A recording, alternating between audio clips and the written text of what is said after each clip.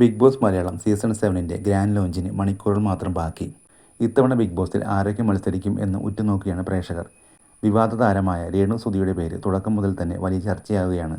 Big ബോസിൽ മത്സരിക്കുമോ എന്ന ചോദ്യം വരുമ്പോൾ തനിക്ക് മത്സരിക്കാൻ താല്പര്യമുണ്ടെന്നും വിളിച്ചാൽ തീർച്ചയായും പങ്കെടുക്കുമെന്നും രേണു നേരത്തെ വ്യക്തമാക്കിയിരുന്നു.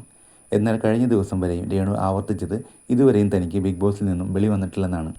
അതേസമയം ബിഗ് ബോസിൽ പങ്കെടുക്കാൻ രേണു ചെന്നൈയിൽ എത്തിയെന്ന് യൂട്യൂബർമാർ ആവർത്തിച്ച് പറയുന്നത്. ഇതിൻ്റെ ഇടയിൽ കഴിഞ്ഞ ദിവസം ഈ വാദങ്ങളെല്ലാം തള്ളിക്കൊണ്ട് രേണു ഒരു പുതിയ വീഡിയോ പങ്കുവച്ചു. ചേച്ചിയുടെ വാടക വീട്ടിൽ ഇരുന്നു കൊണ്ടായിരുന്നു വിവാദങ്ങളോട് രേണു പ്രതികരിച്ചത്.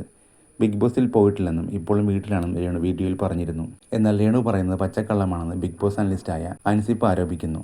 രേണു ബിഗ് ബോസിലെത്തിയെന്നും ആദ്യ ടാസ്ക് പൂർത്തിയാക്കിയെന്നുമാണ് അറിയാൻ സാധിച്ചതെന്ന് അൻസിപ്പ് പറയുന്നു. കഴിഞ്ഞ ദിവസം രേണു പങ്കുവച്ച വീഡിയോ അവരുടെ തന്ത്രത്തിൻ്റെ ഭാഗമായിരുന്നുവെന്ന് അൻസിപ്പ് ആരോപിച്ചു. ചിലർ പറയുന്നത് രേണു ബിഗ് ബോസിൽ പങ്കെടുക്കാൻ എത്തിയെങ്കിലും അവരെ പുറത്താക്കിയെന്നാണ്. ചിലർ പറയുന്നത് ഷോയിൽ കയറുന്നതിന് മുൻപേ അവർ വോട്ട് അഭ്യർത്ഥിച്ച് പോസ്റ്റിട്ടു, അതിൻ്റെ പേരിൽ അയോഗ്യതയാക്കിയാണെന്നും. എന്നാൽ ഇതെല്ലാം അടിസ്ഥാനരഹിതമായ ആരോപണങ്ങളെയും അനാവശ്യ ചർച്ചകളുമാണ്. രേണു സുധിയെക്കുറിച്ച് ഇങ്ങനെ വീഡിയോകൾ ചെയ്താൽ ചർച്ചയാകുമെന്നറിഞ്ഞിട്ടാണ് ഇതൊക്കെ പറയുന്നത്.